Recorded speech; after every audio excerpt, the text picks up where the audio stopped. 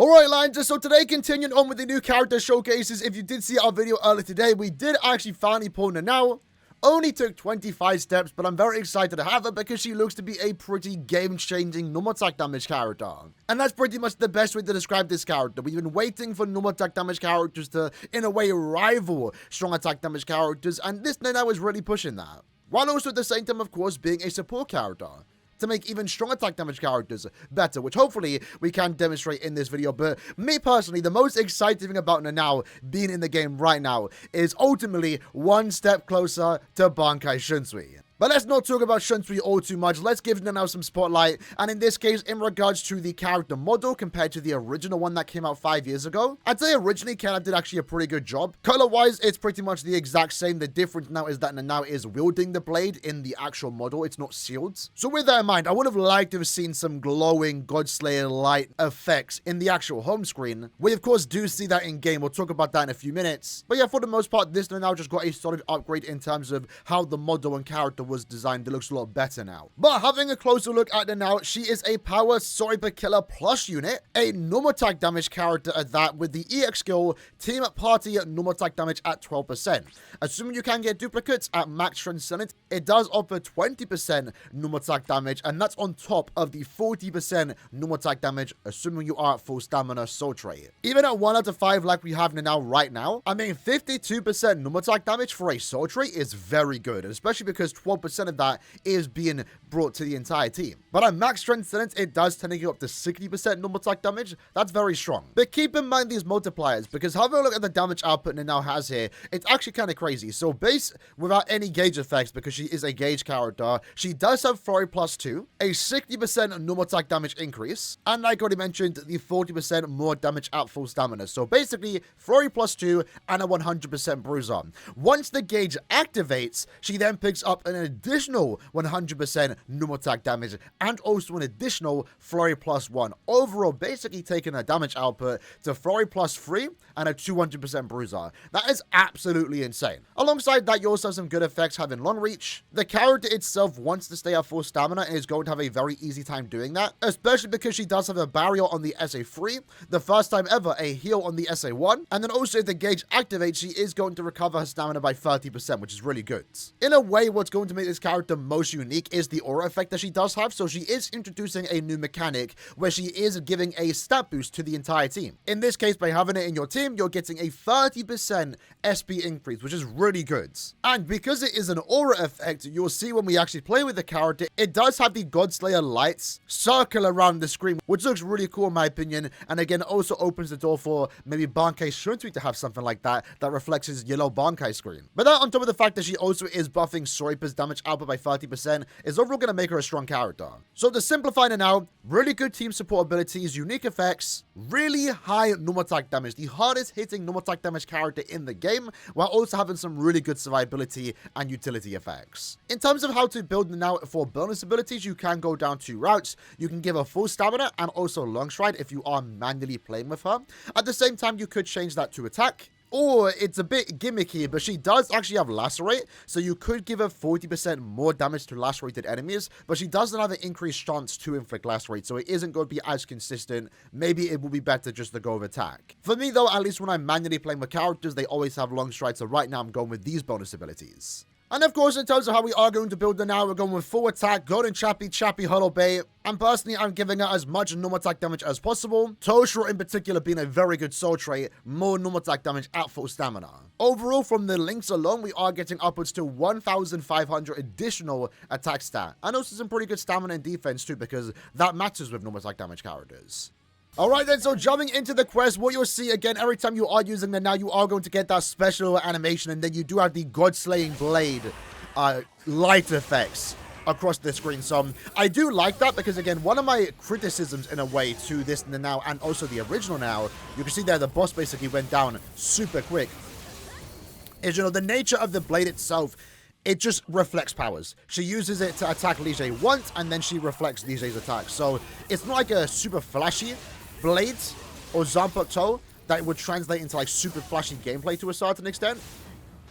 And you can see Rukia basically went down super fast. So I would have liked to have seen her incorporate some of the blades into gameplay, if that makes sense, but the original one nor this one does that. And that's just basically how Nanao is. She pretty much just uses Aikido attacks. Visually, they look pretty good too. They are from the 1000 Year Blood War arc, so I do like some way, shape, or form they included the God-slaying lights into, or the blade lights into the actual character's kit. And in this case, again, it just goes around your screen when the character is live. And that's also an indicator that you are getting the 30% SP boost, which is really good. So there we go. Pretty much one-shotting, super easy. And what I do like about this character is that, you know, she wants to have full stamina. She has pretty easy ways of doing that with the SA1 that comes back every 13 seconds, the SA3 that can keep her protected, a 5-hit barrier, and then also the gauge effect. Once that does fill, it's going to heal her back up by 30%. So pretty much two very consistent ways of staying at full stamina, which I do like. This character could have been better in a way if her SA2 was a team boost. That would have been absolutely crazy. But I guess for the time being, they want to keep it, you know, tame to a certain extent, despite it being the best normal attack damage character in the game, introducing a whole new mechanic, because they need to get better than this character in the future. And one of those ways is quite literally to release the same character, just with a team boost SA2. Because imagine doing all of what Nanao does while also boosting their attack and focus stat by 30%. That'd be crazy. Either way, though, for our first attempt, a 1 minute and 22 second clear time. Let's try that again. All right, then, so attempt number 2. So in terms of clear time, we can't, even though like normal attack damage characters have gotten significantly better, and these are characters that I would actually play with, right? Normal attack damage character perform, you would just auto in Brave Battles, auto in Guild Press. These are the ones you would actually consistently play with, but for content like this, it's still like super fast in the sense that like we have to kill enemies individually, and also when compared to strong attack damage characters, they can use soul bombs. So that's going to, at least in this particular content, clear an entire room with just 2 bucks, essentially, right? Because you get 2 soul bombs in this quest. Let's back up. To be fair, even though what I'm liking right now is that technically we do need to play it safe because we want to stay at full stamina, but in a way you don't have to care about that because, again, you just have the SA1 coming back every 13 seconds, the gauge effect too. You're encouraged as a character with gauge effects to use strong attacks, and as a normal attack damage character with trappies, you don't always want to do that. So having these utility effects on the strong attacks is really good because they always encourage you to use it, which then further boosts the gauge effect so you can get that additional throw +1 and 100 bruiser. But let's actually use the soul bomb.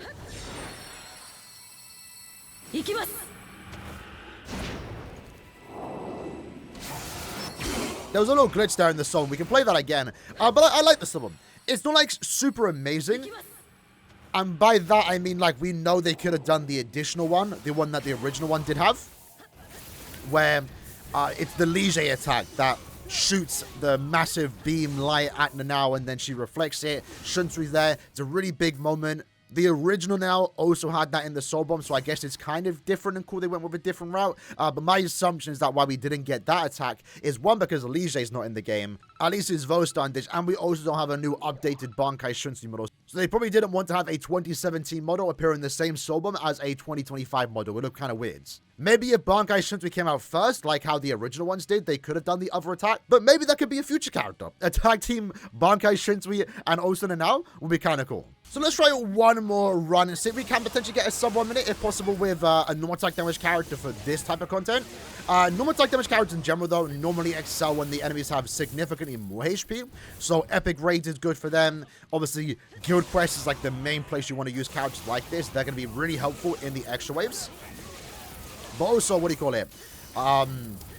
Path to Unity is a really good content in general for normal attack damage characters, especially because that content is just bosses. So right now, strong attack damage characters are always going to have the advantage when it's enemies like this, where there's a bunch of enemies that you have to kill. Strong attack damage characters can kill in one shot. One strong attack even. Normal attack damage characters like this have to maneuver around the map a little bit. We are still one-shotting, to be fair. The Kisuke went down super quick. The Path to Unity is what I'm personally liking normal attack damage characters and why I wanted Nanao on my account. Because she can be really good there, providing barriers and also heals where you have to try and complete challenges to stay at full stamina. Especially at the end of the quest, use barriers, heals, you know. And then also, the enemies have a lot of HP, so you're just able to do consistent damage output with your normal attack string. So it would have been nice if we could have showcased this character in Party Unity because she's by far going to be one of the better ones. Unfortunately, it's not available right now. But for the most part, almost a sub 1 minute clear time. Might not be the fastest, but it is super easy. So next up, while we are here, we also do have access to the Brave Souls Festival co-op event, where NAD characters like this can actually be pretty good. Again, I'm assuming there can be a boss each stage here. Maybe not, I'm not too sure. I've actually yet to play this quest, but it does actually give us an essence scroll every day, so you want to at least do this daily. Me personally, I am going to be using Nanao for this quest. Probably can also be a decent auto character, again with all the heals that she does offer. So maybe the goal right now is to try and keep our team protected at full stamina, if possible. So is there no bosses in this quest? I think it's just enemies. That's fine either way. Extra stage, there we go. I guess I could be greedy and pick up the soul bomb. I actually don't need it though. Again, personally, I'm not going to use my soul bomb. And that seems relatively easy then. We're going against Ichigo right now. He is a Soipa, so that's good for us. We did get the gauge effect. So when Ichigo spawns in, we are going to absolutely rinse his HP. If he spawns in, there's like a lot of waves here. There we go. I think we might have already one-shot him. We didn't, but there we go. Like 500k per hit. Maybe even more. And that was about the gauge effect. So we're potentially looking at like maybe 1 million damage per hit with also Flurry plus 3.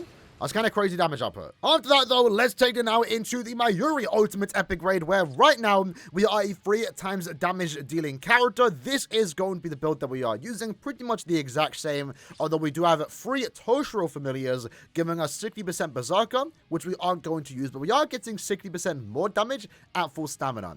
Would absolutely love to see a Toshiro and also Kenpachi, which offer Berserker, alternative for normal attack damage characters in the future, where we can get 60% bruiser and 60% more damage at full stamina. So even in epic raids, NAD characters are kind of held back a little bit, but let's do a solo run and see how this does go. All right, now, so let's see how this does go. So fortunately for us, we do actually have a killer against Mayuri, so that's going to be really good for us. So right now we have the gauge effect. How much damage we are doing? 600k per hit? Maybe a bit more. But look at the damage that we're doing right there. Like almost 3 normal attack strings took down 1 entire phase, which is absolutely crazy. Unfortunately, we've now taken a hit, but lucky for us, we can just use the SA1 to get back up to full stamina.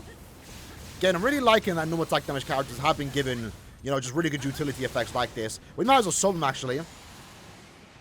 Dodge out the way. Gauge activated. Move forward.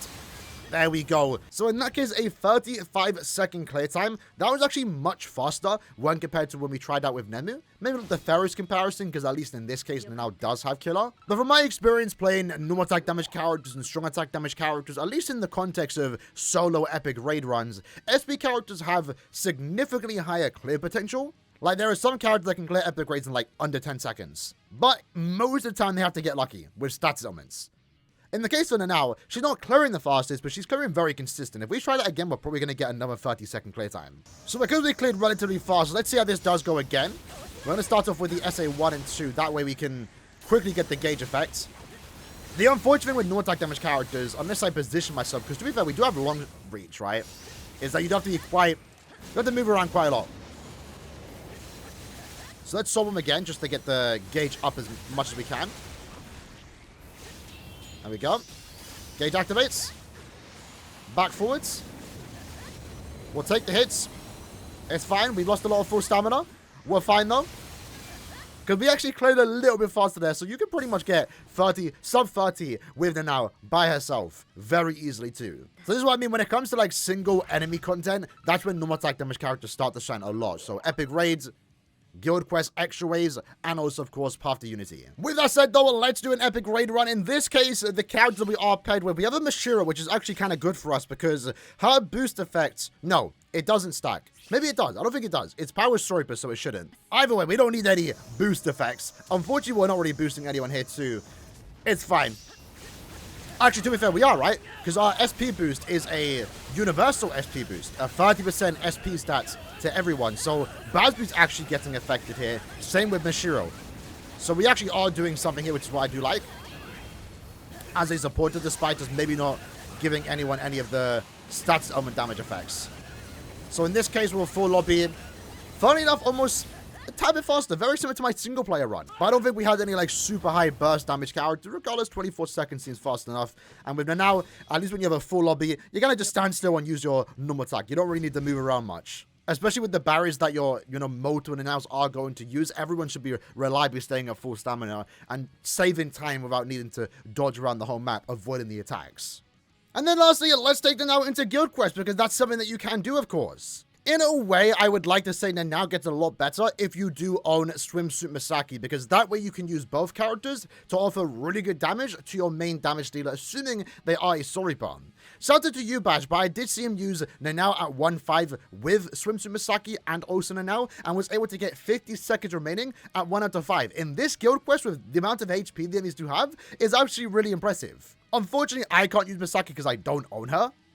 And unfortunately, too, with Kensei, he's not a Soriba, he's a Hollow Captain, so he isn't getting the burst from Nanao, which is kind of unfortunate. But pretty much Nanao's just here to be a support unit, right? Provide that extra 30 SP, offers 12% more normal attack damage to Kensei, and also give us the extra 30% more damage. Alongside that, what we can do, actually, let's take off this soul trait, because we want to make sure she stays alive, right? Once she dies, we do lose that 30% SP stat increase. But with Nanao, we can also give her the Mugetsu Soul trait to offer 20% more strong attack damage. So even without Misaki, she's actually a pretty decent character, especially with the idea that, my biggest problem with Nanao was, Nemu, when I was using her in Guild Quest, is that I was finding it hard not to take damage because she doesn't have long stride or extra flash steps. With Nanao, the SA1 heal, the SA3 barrier should actually allow me to maybe easily clear this quest. Maybe not faster, but take significantly less reset, which is more important for me. So what I said, let's jump into the quest and see how this team does go now that we have the added support from Nemu. Now that we have the added support from Nanao. And with that, I think I also want to change my game plan in terms of how I use my SP boost. So I think before I was instantly using the EX boost. Maybe it's better to wait till the third boss, because we're still doing some really good damage here. So it's SP boost now, then also SA1. Do some really good damage there, okay. SA3. Really good damage there. Hold on. This is kind of going crazy. And then SA2. 44 seconds remaining on our first attempt, by the way. It's actually kind of crazy. It's actually kind of crazy. Again, you can see the Nanao effects here. Let's just back away, just so we don't take any damage. Unfortunately, Aizen didn't want to get inflicted with a status, but Nanao is coming through with the team heal. We're back up at full stamina. We have the barriers. We have 40 seconds remaining. We're chilling. Let's dodge out of the way. We're not scared anymore. SA2 into the 1. We drive 20 seconds before our EX boost comes back. This is the easiest it's been. I mean, if you saw my live stream when we first tried it, we were, it took like 45 minutes to beat it. And the biggest problem wasn't even the damage. It was the fact that we just kept getting hit. Like that, for example. But with Nanao, I see the value.